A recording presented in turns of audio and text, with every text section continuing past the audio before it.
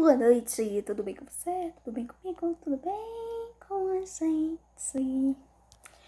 Bom, gente, nessa noite eu quero trazer uma mensagem para vocês sobre quedas, sobre fases da vida, sobre a nossa própria personalidade, tá? Como que surgiu?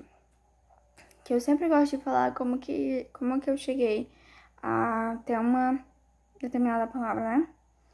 Em uma pregação, o pastor falou algo sobre Pedro, sobre aquele episódio em que Pedro foi avisado por Jesus que Pedro trairia Jesus 3 vezes antes, negaria, né? Jesus 3 vezes antes que o galo cantasse.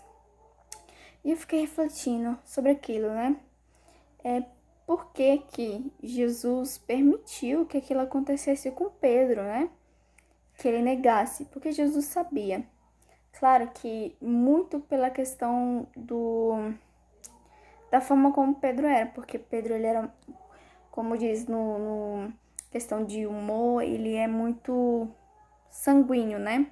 Então ele é um perfil de uma pessoa que agia por impulso, muito impulsiva.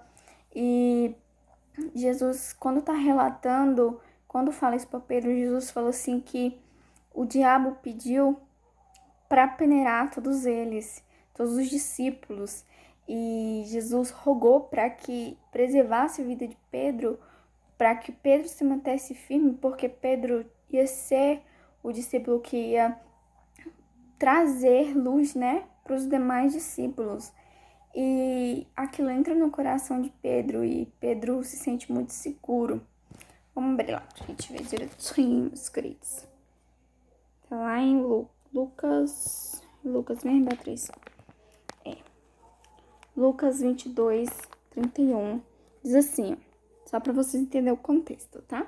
Mas o que eu quero trazer a mensagem é um pouco diferente.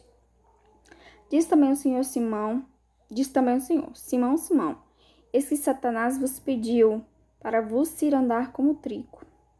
Mas eu roguei por ti para que a tua fé não desfaleça, e tu, quando te converteres, confirma teus irmãos.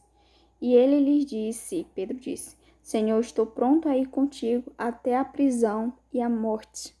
Então ele era muito convicto daquilo que ele sentia por Jesus. Ele era muito convicto que ele não abandonaria Jesus em nenhuma circunstância. E Jesus disse, Pedro, eu te digo que não cantará hoje o galo antes que 3 vezes me negues. E eu fiquei pensando, por quê, né? Por que Jesus permitiu isso com Pedro, né? E me veio um acontecimento que tá acontecendo comigo. E foi como se Deus falasse assim, te prepara pra tua pior face. Porque a gente tem as nossas convicções, nós temos as nossas crenças, assim como Pedro, ele tinha.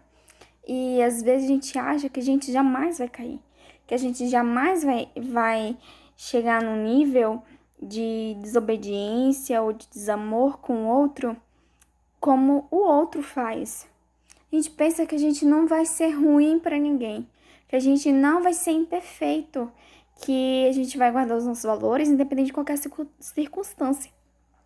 Mas, assim como Pedro, pode acontecer de nós descobrirmos a nossa pior face.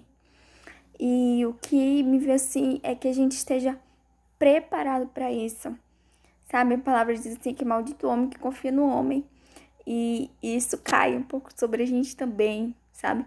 Porque a gente às vezes confia muito na gente mesmo.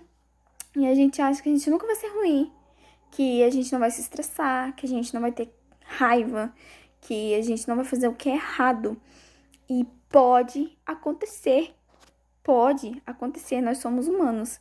E todos os seres humanos, originalmente, são tendenciados ao mal. A gente é modificado a ser bom, a gente é ensinado a ser bom pelos nossos pais.